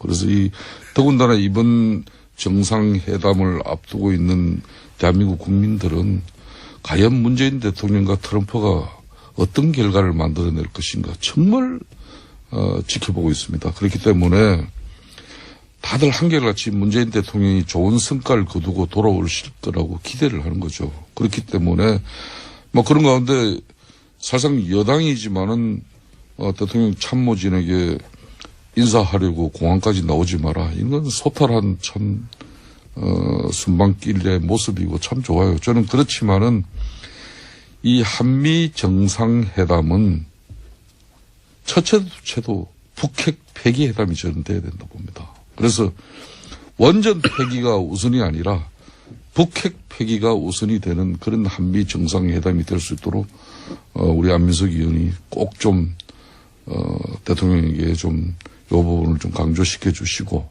그 다음에 이제 오늘부터 이제 지금 장관 청문회가 또 되지 않습니까? 이 국방장관 내정자, 성용무 장관 내정자 같은 이런 부분들은 자신들이 처리할 수 있는 그렇게 하고 오늘 떠나시면 얼마나 좋겠습니까? 네, 알겠습니다. 대통령께 비행기 안에서 두 가지를 꼭 전하겠습니다. 첫째는 야당이 인사청문회 잘 통과시켜주기로 약속을 하셨다. 두 번째는 추경 예산 잘 통과시켜주기로 약속하셨다. 두 가지 말씀 제가 전해드리면은 그리고 이것도 편안한 방미길이 될 것 같습니다. 방미 수행단이면 들뜨기 마련인데 그러지 말아야 된다. 이 말씀. 절대 아닙니다. 이게 지금 그런데 김성태 의원님도 방미 수행단에 대보신 적은 없지 않습니까? 저는 뭐 항상 비주류만 생활해가지고 해본 적이 MB 없으신데. 때도 그렇고 박근혜 때도 왜요? 한때는 본인도 해본 적이 없다. 한때는 김무성 대표의 복심으로 아주 기고만장할 때가 있었고요. 지금 이제 사드나 북핵 문제 이것 때문에 이 한미 관계가 지금 상당히 지금 많이 말씀을 꼬여 하시고 있거든요. 저렇게. 그래서 이번에 짧은 기간이지만은 이 실타래를 푸는 어떤 최소한의 그런 단초를 마련을 기고만장까지는 모르겠는데 김성태 의원님이 지금 바른정당에 남아 계셨으면 당대표가 됐을 확률이 꽤 높죠. 상당히. 씁쓸하시죠? 아니 뭐 저는 정치인들 노래 한번 틀어드려야 되겠네, 이거. 참 나는 모든 거 다 정치인들 뭐 운명으로 다 받아들이는 것이고 네. 내 역량과 능력이 그거밖에 안 된다 이렇게 생각해주고. 그래서 어쨌든 씁쓸은 하시죠. 그렇지 않습니다. 저거 내 전혀 자리인데. 그렇지 않습니다. 그렇지 저는 않습니까? 바른정당 이혜원 대표가 여성으로서도 당차게 하면서 진정한 보수 핵심의 아이콘으로서 또 건강한 보수가 대한민국에서 뿌리낼 수 있는 그런 그렇게 바른정당이 역할을 우뚝 할 수 쓰면, 있다고 봅니다. 우뚝 쓰게 되면 다시 돌아가실 겁니다. 우리 자유한국당이 이제 바른정당보다 더 핵심하고 더 혁신 경쟁을 하는. 건강한 그런 보수로 이렇게 일신되어지면은 그 문제는 지금 해결돼요. 자유한국당이 좀 잘 하셔야 되는 게요. 어제 그 최순실 재산 몰수 특별법 추진하는 초당적 여야 의원 모임을 결성을 했는데요. 전체 41분이 참여하셨어요. 김성태 의원님 당연히. 그 중에 자유한국당은 김성태 의원님 딱 한 유일하게. 분만 예. 장재원 의원님께 제안해 보셨어요? 딱 한 분만 들어오셨어요. 근데 이거는 또 정파적인 그런 법이 아니지 않습니까? 대한민국 부정부패를 척결하자는, 부정부패를 단죄하자는 정의를 바로 세우는 특별법인데 이걸 왜 자유한국당 의원님들은 참여를 안 하시는지. 바른정당은 이혜원 의원님하고 하태경 의원 딱 두 분 했거든요. 그러니까 안민석 의원님. 그러니까 솔직히 이혜원 이제 의원님은 대표되는 거 아닙니까? 국회에서 안민석 의원이 뭐 일을 벌리고 뭘 법안을 추진하면 첫째는 색안경을 다 쓰고 처음은 다 들여다보죠. 그죠? 그건 인정하셔야죠.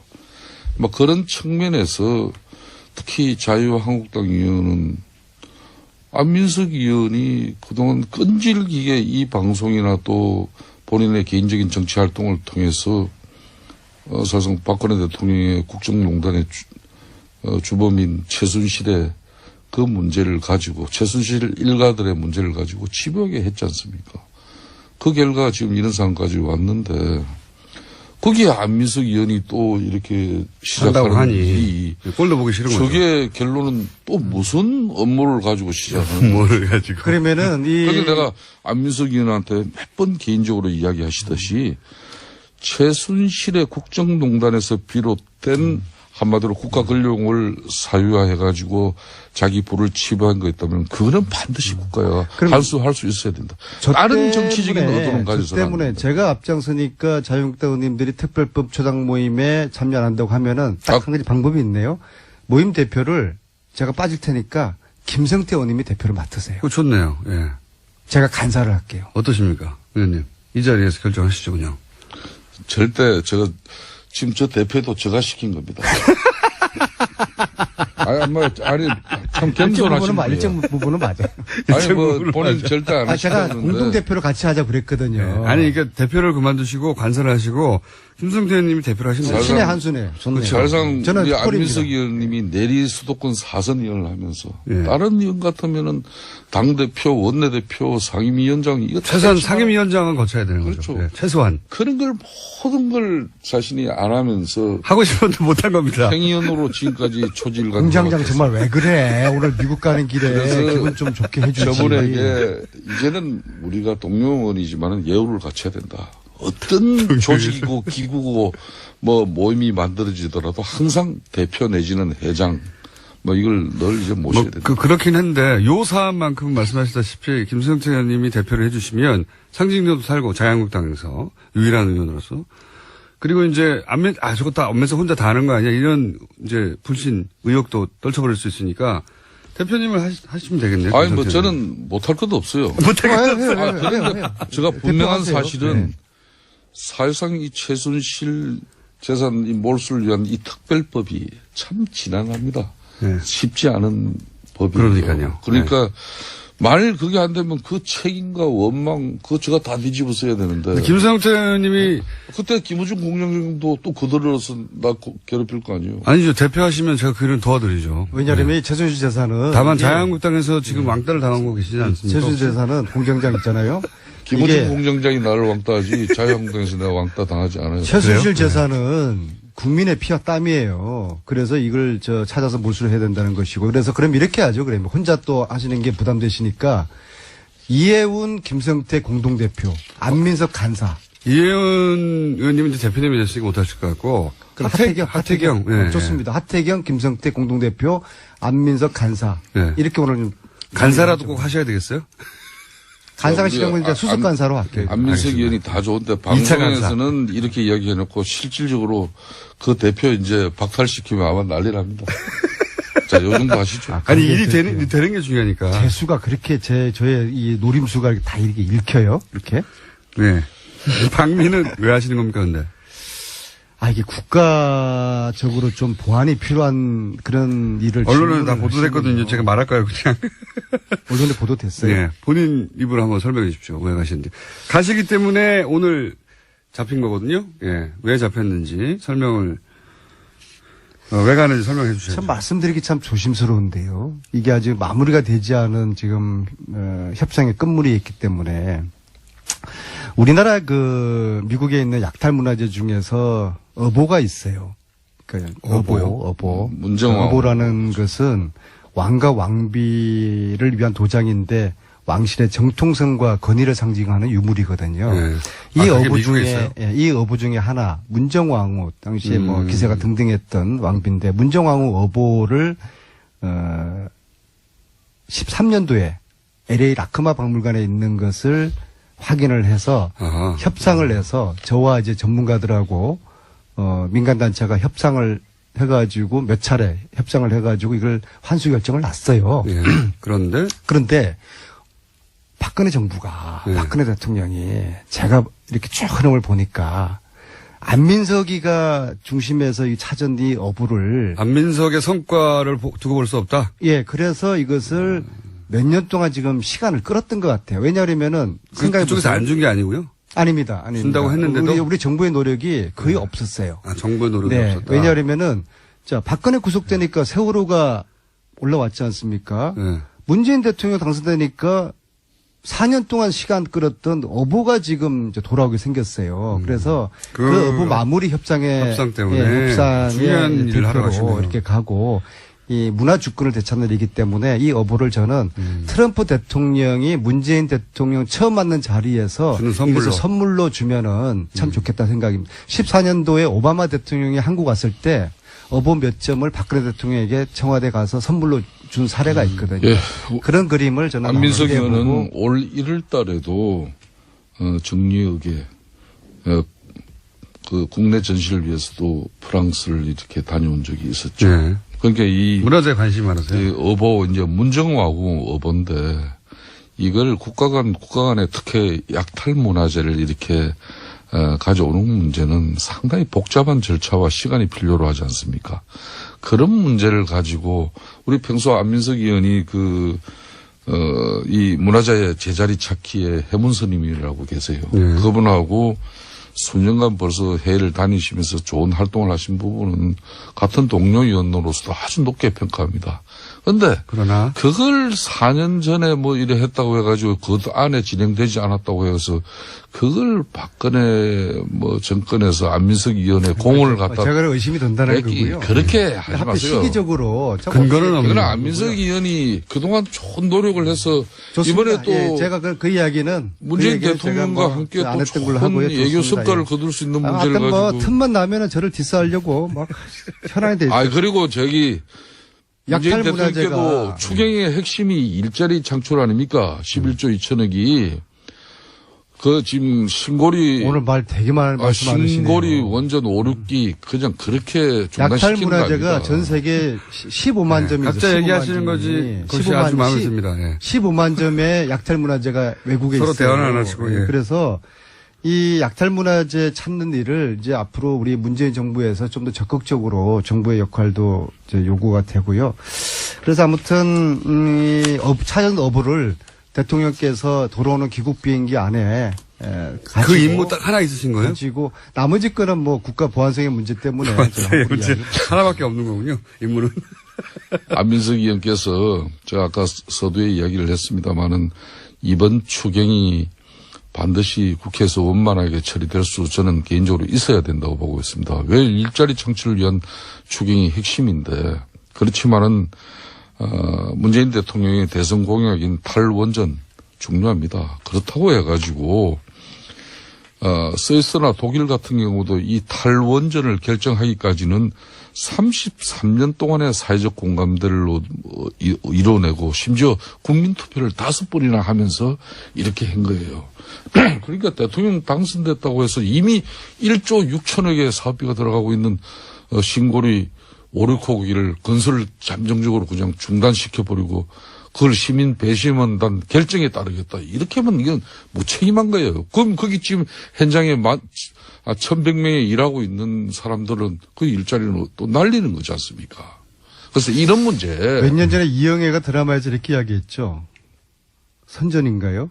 그대나 잘하세요. 자유한국당이요. 지금 당대표 선거 치르고 있잖아요. 국민들에게 희망의 메시지를 주고 그러지 못하는 당대표 선거에 대해서 김성태 의원님 같은 중진 의원님께서 따끔하게 좀 혼쭐도 내고 오늘 컨디션이 좋은데요, 오늘 방송의 테마는 서로 각자 자기 말만 하는 거 보니까 아주 컨디션이 미국 좋아요. 순방길이에요. 그리고 지금 자유한국당이 오늘 이 미국 안민석 의원의 미국 순방을 위해서 목요일 정규 방송이 이 수요일까지 앞당겨 가지고 대한민국에 이런 방송이 어디 있어요? 그건 안민석을 위한 방송인 거예요, 이거. 저는 목에 칼이 들어와도 국가 보안에 관련된 사항은 제가 섣불리 이야기하지 않을 테고 지금 자유한국당은 저희들 보고 잘하라. 제가 참조하겠습니다. 전달하겠습니다. 그런데 정유라 구속해라. 이런 좀 주장하십시오. 정유라 구속 사유 차고 넘치지 않습니까? 일반인이었으면은 10번 넘게 구속되었을 거예요. 특히 국정농단 사건 첫 유죄 판결 나오지 않았습니까? 마땅히 구속해야죠. 이런 이야기를 자유한국당 대변인은 왜 못하는 겁니까? 그 정유라 구속의 필요성에 대해서는 정유라의 발언 하나하나가 이 국정농단 사태 재판의 결정적 증거가 될 가능성이 높아요.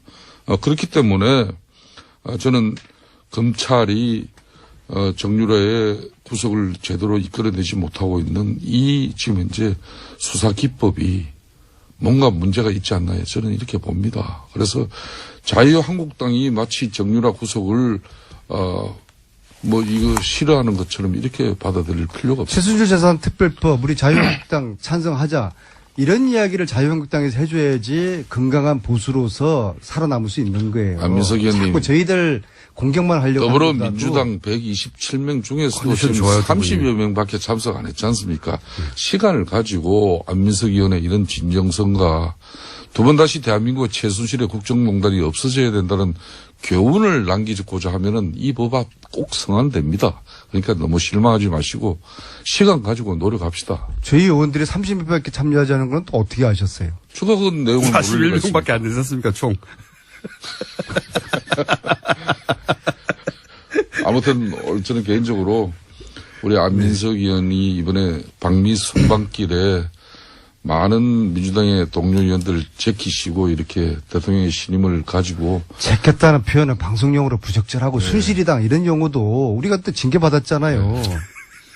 품격 있게 해요. 두 분이 컨디션이 아주 좋아요.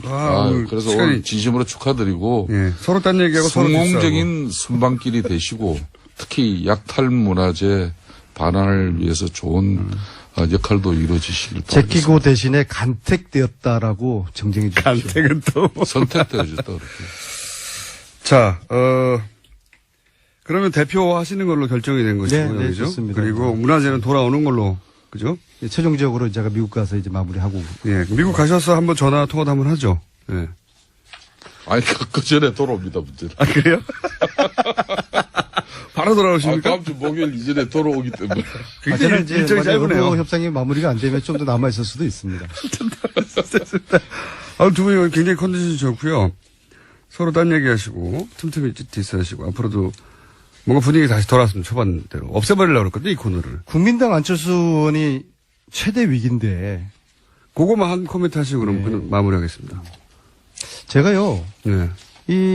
또 제보를 받는 전문가 아닙니까? 제보왕이죠, 제보왕. 그렇죠. 네, 제보 근데 전문가. 제보를 확인할 때는 기본이 첫 번째가 제보자가 누구인지를 확인하는 거예요. 그거는 저도 많이 제보를 받아본 그렇죠? 사람으로서 그럼요. 기본 중에 기본이죠. 기본 그렇죠. 네. 그래야지 이 제보의 신뢰도를 우리가 판단할 수 있는 거 아닙니까? 왜냐하면 자, 가짜 제보도 너무 많거든요. 근데 여기는 기본적인 절차를 생략했고 팩트 체크를 하지 않았고 제보자 확인도 하지 않았다. 이것은 거짓말을 하고 있거나 아니면은 이런 확인을 안 했다는 게 진짜라고 그러면은 공당으로서는 한심한 일이죠. 특히 안철수 후보, 전 후보 숨어 있을 일이 아니죠. 오늘이라도 나와서 국민 여러분들께 진실을 이야기를 하고 거짓말하면 안 됩니다. 안철수 후보 숨어 있으면 안 되고요. 그리고 저를 고발한 국민당, 안철수 후보, 최순실 국정농단 왜 한 번도 이야기하지 않았냐고 이야기하니까 저를 허위사실로 고발을 했어요. 이거 치하하시거나 치하하지 않으면은 저도 끝까지 갈 수밖에 없죠. 알겠습니다. 혹시 이 사안에 코멘트 하실 내용이 있으십니까? 국민의당 사태.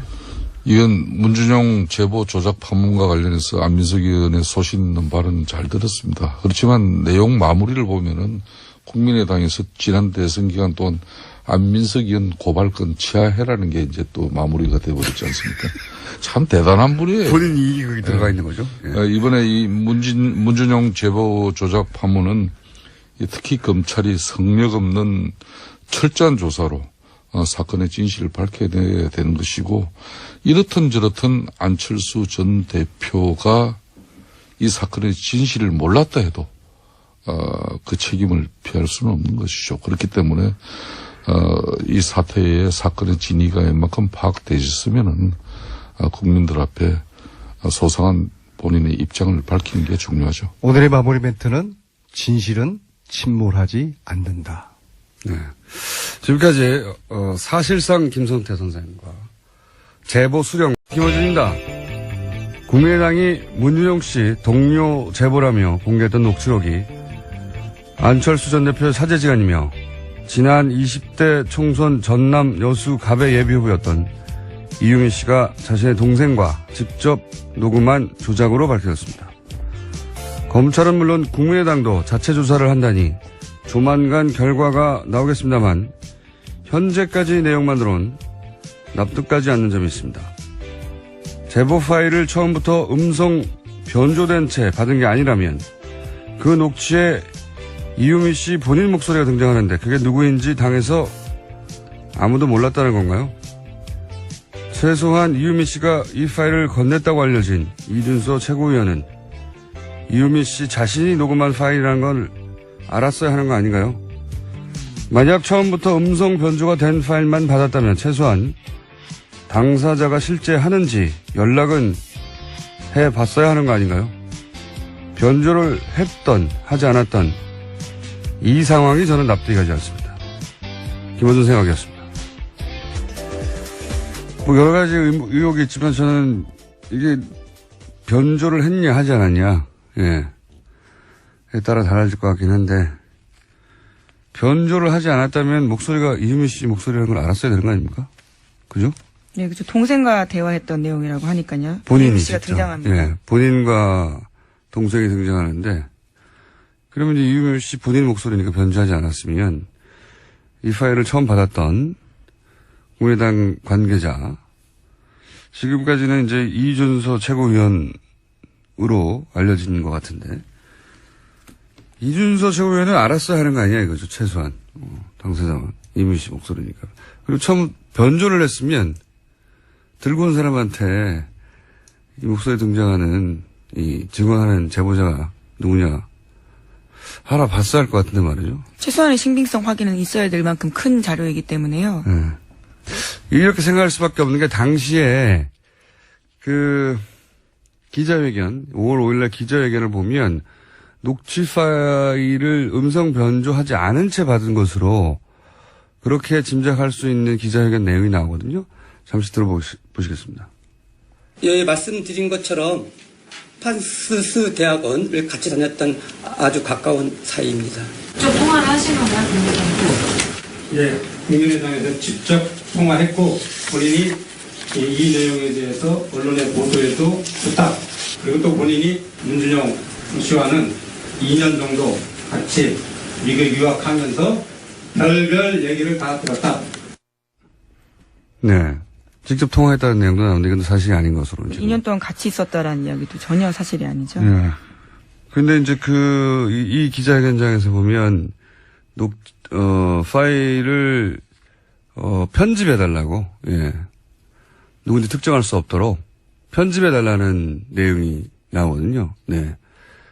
그랬다는 얘기는 편집되기 전에, 변조되기 전에 파일을 받았다는 거니까, 그러니까 저는 자연스럽게, 아니, 그럼 거기에 그 당에서 예비 후보로 나갔던 이현미 씨 목소리가 직접 등장하는데, 그럼 이현미 씨하고 같은 라인 선상에 있었던 최소한 이준서 최고 조사하기로 결정했습니다. 특히 눈에 띄는 게 최순실 씨와 우병우 전 민정수석 관련된 의혹도 조사하겠다라는 겁니다. 조사해야 되겠죠. 예, 걱정되는 것은 이 위원회가 조사하는 내용을 아마 국정원이 먼저 알았을 것이고, 먼저 알 것이고, 조사된 내용은 누구보다 빨리 알아낼 것이고, 그러니까 국정원을 상대하는 것이라, 예, 이 위원회가 이런 일을 하긴 해야 할 텐데, 걱정이 되긴 합니다. 자, 다음 순요. 문재인 대통령이 어제 법무부 장관으로 박상기 연세대 법학전문대학원 교수를 지명했습니다. 비검찰 출신 법학자입니다. 네. 그런 일은 없어야 되겠지만, 혹여라도 이분도 낙마한다면 또 비검찰 출신이 올 것 같죠? 그런 의지는 확고한 것 같습니다. 네. 자, 다음 뉴스는요? 여야 의원 40명이 최순실 씨의 재산 몰수를 위한 특별법 제정 모임 만들었습니다. 올 연말 통과를 목표로 이번 주부터 발의 서명 작업 들어갑니다. 법안에는 부당재산 소급 환수와 압수수색 권한을 가진 위원회 설치 등이 포함되어 있습니다. 여야 40여 명이면 여기서 야당 의원은 누구입니까? 네, 야당 의원들 다양하게 있는데요. 바른정당, 자유한국당, 정의당, 국민의당 모두 들어가 있습니다. 네, 당연히 다른 정당은 이해가 가는데 보수정당에서는 누가 포함됐죠? 김성태 의원은 제가 알고 있고. 네, 자유한국당에서는 유일하게 김성태 의원이 들어가 있고요. 바른정당에서는 이해운 대표와 하태경 의원이 들어가 있습니다. 3분의 2가 저희 고조이고, 예. 한 사람은 저희 단골이군요. 예. 뉴스 공장에 나오셔야 됩니다. 자, 뉴스 끝입니까? 오늘? 네, 자유한국당 뺀 여야 3당이 추경심사 착수에 공감대가 형성되면서 대치였던 전국이 좀 물꼬가 트일 것으로 보입니다. 추경은 사실 역대 한 번도 통과되지 않은 적이 없어요. 근데 통과는 될 것이 분명한데 이제 그 과정에서 굉장히 애를 먹고 있는 거죠. 예. 오늘 여기까지 해야 될 것 같은데 여하간 오늘 중요한 내용 주시자는 것은 그겁니다. 그냥 혼자 막 상상으로 한 게 아니다, 이유미 씨가. 거기에 툭툭 던져지는 내용들 그런 건 소스를 보고 한 것이 그 소스는 본인이 만들 수 있는 수준이 아니다. 소스가 어디서 왔느냐. 이것도 꼭 따져봐야 된다. 여기까지 하겠습니다. 시사인의 김은지였습니다. 감사합니다. 자체적으로 진상조사단을 구성했습니다. 진상조사단 단장 김관영 의원 전화 연결됐습니다. 안녕하십니까? 네, 안녕하세요. 김관영입니다. 아주 곤혹스러운 임무를 맡으셨습니다. 예. 네, 아주 맡고 싶지 않은 일입니다. 조사단은 몇 분이고 어떤 분들로 몇 명으로 구성됐습니까? 네, 일단은 3명으로 구성이 돼 있고요. 예. 저희 당에 참여하고 있는 변호사들 예. 위주로 구성을 했습니다. 그렇군요. 법조인으로 당연히. 네네.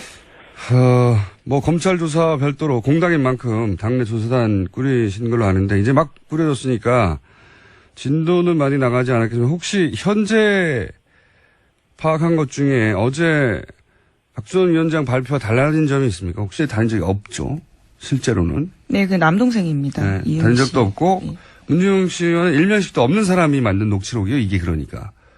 그렇게 생각하고 당시 녹취된 내용을 보면 이상한 대목들이 있습니다. 제가 보기엔 여러 가지가. 예를 들어서 소속 기관이 생겼으니까 고용정보원을 의미하는 거예요. 이게 이제 남동생이 하는 멘트입니다. 파슨스를 다녔다고 하는.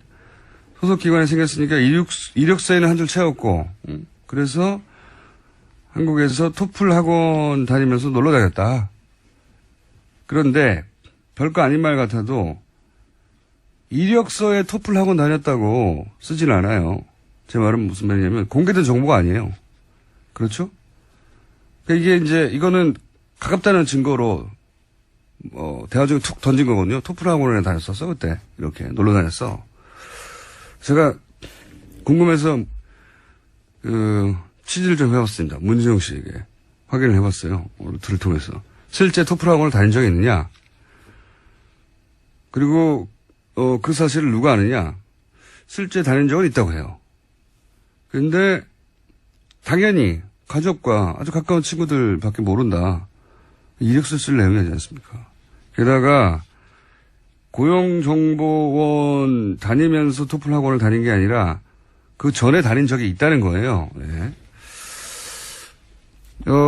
토플 학원 다닌 건 어떻게 알았을까요? 그리고 파슨스 에세이도 보면 모든 디자인을 혼자 다 한 걸로 그렇게 썼다 이렇게 나오거든요. 별거 아닌 것 같은데 이건 좀 알아보니까 미술 관련 업종에서 유학을 갈 때 에세이를 쓸 때 종종 이렇게 과장하는 경우들이 있다고 해요.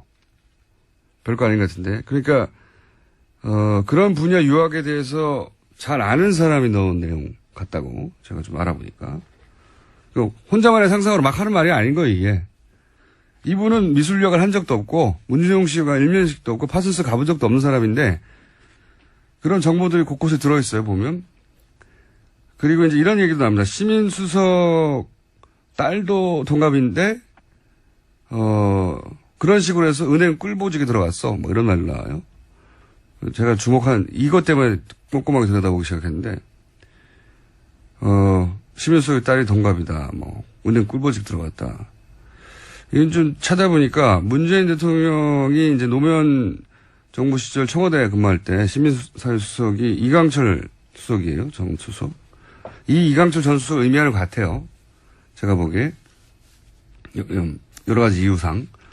그래서 문준용 씨를 이제 루트를 통해서 확인해 보니까 우선 시민수석이 이강철 시민수석을 의미하는지도 모르고 저는 제 생각입니다. 이강철 수석이라고 하는 것은. 좀 이따 그 이유는 설명드릴게요. 이강철 수석도 모르고 그 딸도 누군지 모르고 동갑인지도 모르고 은행원인지도 모르고 전혀 모르는 사이라는 거죠. 이강철 전 수석이 문재인 대통령이 자신의 형님이라고 한다고 언론 인터뷰에 잠깐 언급한 적이 있습니다. 예전에. 자료를 찾다 보니까. 그리고 딸이 은행원이었다는 사실을 2009년에 본인이 35년 만에 내란 선동 혐의 무죄를 받는 판결을 받고 나서 그러면은 너 목소리네 하고 알았어야 되는 거 아니냐는 거죠. 그러면 당연히 이미 씨 목소리가 나온다는 건 이미 씨가 직접 통화했거나 직접 얘기했다는 거니까 그럼 그 사람과 확인을 직접 해봤어야 되는 게 아니냐는 건데 저는 이 대목이 잘 이해가 안 가요. 다른 거 떠나서. 예. 관련 뉴스가 많죠? 네, 죄송합니다. 국민의당은 이유미 씨의 단독 범행이라고 선 그었는데요. 이 씨가 전화기 세대를 동원해서 카카오톡 내용을 조작하고 전화통화까지 지원했다고 주장하고 있습니다. 또 이준서 전 최고위원에 대해서는요. 제보자가 이유미 씨라고 검찰에 알린 사람이 이준서 전 최고위원이기 때문에 조작 사실 알고도 그랬겠냐라고 선을 그었습니다. 이유미 씨에게 다 떠넘겨서 그랬을 가능성은 왜 배제하나요? 예. 어쨌든 이유미 씨가 제보자였다는 사실을 이준서 씨 최고위원은 알았다는 거잖아요. 예, 전 최고위원은. 그러니까 이제 처음에 그 목소리도 변조되지 않은 채 왔다면 당연히 이유미 씨라는 걸 알았어야 하는 게 당연한 것이고 확인이 뭐가 어렵습니까? 이유미 씨하고 통화를 했다는 사람이니까 직접 확인하면 될 텐데 그런 확인이 없었다는 거란 말이죠. 그리고 이준서 최고위원은 자기는 몰랐다는 거고 조작을. 네, 국민의당은 여전히 당내 누구의 지시도 없었고 당은 조작 사실 몰랐다라고 밝히고 있습니다. 알겠습니다. 자, 다음 뉴스는요. 관련 뉴스가 많아요. 네, 당시 공명선거 추진단장 맡았던 이용주 의원도 녹음 내용이 편집된 흔적은 없었고 대선 전국에서 조작을 한다는 건 상상할 수가 없었다. 이렇게 밝히고 있습니다. 대선 전국에서 조작을 한다는 건 상상할 수가 없었다. 대선 전국에서 가장 많은 조작이 일어나지 않나요? 제가 알기로는. 근데 이제, 이 내용, 조작 파일 내용, 다시 들여다봤어요. 그때는 이제 그 슥슥 지나갔던 내용이었는데 이제 다시 꼼꼼하게 제가 한번 당시 기자회견 전문도 보고 봤는데 일단 이유미 씨는 작년 20대 총선에 나갔을 뿐만 아니라 그때 전남 유일의 여성 후보였어요. 네, 예비 후보였죠. 네. 여성 예비 후보. 예. 그래서 나름 지역 언론의 주목을 받았습니다. 네. 그래서 지역 언론 인터뷰를 제가 쭉 뒤져보니까 이렇게 얘기를 했어요. 여수신문과 인터뷰였었는데 보니까 안철수 대표의 수족이라고 할 수 있는 금태섭 변호사가 이제 더민주당으로 갔기 때문에 이제 저 한 사람만 당내에 남아있다. 스스로 이렇게 표현했어요. 예. 물론 본인만 그렇게 생각할 수 있습니다. 본인만 그렇게 본인의 중요도를 생각할 수도 있는데 이분이 이제 카이스트 대학원에서 만나서 청춘 콘서트 때 전국 순회를 서포트를 했다는 거잖아요. 전국을 같이. 굉장히 큰 인기 있는 콘서트였죠, 그때. 그 사적 인연은 따지고 보면 지금 국민의당 당내에 있는 의원들 누구보다 더 길어요. 정치 나뉠 때부터 같이 만났으니까. 그리고 진심 캠프도 있었고 충성도가 높은 확실한 안철수 라인이다. 여기까지 말할 수 있는데 어쨌든 조작했다는 녹취 내용을 보면 당시 이런 내용이 나옵니다. 2008년 9월부터 파슨스를 같이 다녔던 동료라고 이제 표현이 되거든요. 물론 파슨스 언론과 짧게 인터뷰한 내용 중에 딸이 은행원이라는 거를 짧게 언급하고 지나가는 장면이 있어요. 그게 전부예요. 그러니까 이 조각조각을 연결한 거죠. 연결을 해서 이렇게 엮었다는 건 문재인 대통령과 이강철 수석의 사적인 관계도 알아야 되죠. 이강철 수석의 딸이 은행원이라는 것도 알아야 돼요. 이강철 수석 은행 딸이 문준용 씨하고 또래인 것도 알아야 돼요. 별거 아닌 것 같은데 아주 많은 사실을 알아야 말할 수 있는 거거든요. 전문가의 냄새가 난다. 그 말을 하려고 길게 출시를 한 겁니다. 그러니까 문준용 씨 개인정보에 접근할 수도 있었고 위에 같은 정보도 채굴할 수 있고 그런 전문가가 기본 소스를 제공한 것으로 저는 보이고 그 토대 위에 소스를 기반으로 연기를 한 거죠. 그냥 막 상상해낸 게 아니에요. 이런 것들이 다. 자, 그 소스를 어디서 받았는지 거기에 중요한 단서도 있다. 이런 얘기를 하고 너무 길게 했나요? 예. 네, 문준용 씨를 직접 취재하셨다고 해서 깜짝 놀랐습니다. 궁금하잖아요. 저는 궁금하면 꼭 알아봐야 되거든요. 자, 이상한 사건입니다. 그리고 그 녹취록도 그냥 나온 게 아닙니다. 보니까. 자, 관련 뉴스가 또 있습니까? 네, 검찰 이준서 전 최고위원 출국 금지 조치했습니다. 이 전 최고위원은 지금이라도 꾸며낸 일이라고 털어놓자라고 이유미 씨에게 이야기를 했다고 하는데요. 그러면서 이유미 씨가 먼저 그렇게 이야기를 했다고 하자 이준서 전 최고위원이 대선 끝나면 고소고발 모두 취하된다면서 은폐 시도했다는 의혹도 받고 있습니다. 그렇군요. 그렇다고 해도 이게 조작된 거를 알고 그랬다는 증거는 안 되는 거죠. 예. 어쨌든 그런 내용이 있었군요. 자, 다음은요. 네, 국민의당에서는 또 이 사실에 대해서 특검 제안하기도 했었습니다. 하지만 당내에서 거센 역풍 불었습니다. 김태일 국민의당 혁신위원장은 신뢰 위기를 넘어서서 존폐 위기 직면하고 있는데 아니한 대응이다라고 비판했습니다. 이 문제는 저희가 잠시 후 김관영 국민의당 당내 조사위죠. 단장을 직접 연결해서 이야기 들어보겠습니다. 다음은요. 네, 어제 박근혜 전 대통령 재판이 있었습니다. 검찰은 김성우 전 홍보수석의 진술조서를 공개했는데 눈에 띄는 부분이 있습니다. 지난해 10월에 최순실 씨 의혹이 쏟아지자 박근혜 전 대통령 주재로 대책회의가 열렸습니다. 이 자리에서 김성우 전 홍보수석은 박 전 대통령에게 비선 실세가 있었냐라고 물었고요. 박 전 대통령은 비참합니다라고 대답했다고 합니다. 기선 실세의 존재를 인정했다는 거네요. 예. 네. 게다가 또 박근혜 전 대통령이 개헌 발표한 적이 있습니다. 지난해 10월 24일이었는데요. 시정연설 때. 예. 그때 김 전 수석은 모든 언론이 개헌을 쫓아가는 상황이 돼서 신의 한 수였다라는 자축했다고 진술했습니다. 신의 한 수가 될 뻔도 했죠, 사실. 이 시정연설 때 개헌을 던지고 그러면서 언론에서 이제 반나절 정도 난리가 났는데 그날 저녁 JTBC 보도가 있었죠. 네, 태블릿 PC 보도가 있었습니다. 그 태블릿 PC 보도가 없었다면 최순실 게이트는 이어졌겠지만 탄핵까지 이어지기는 힘들었을 거라고. 예, 굉장히 중요한 보도였죠. 자, 다음 수는요. 최근 국정원개혁발전위원회가 첫 회의 열었습니다. 이 자리에서 적폐청산 TF가 조사할 대상 논의됐는데요. 국정원 댓글 사건을 비롯해서 보수단체 자금 지원 같은 12가지 사안을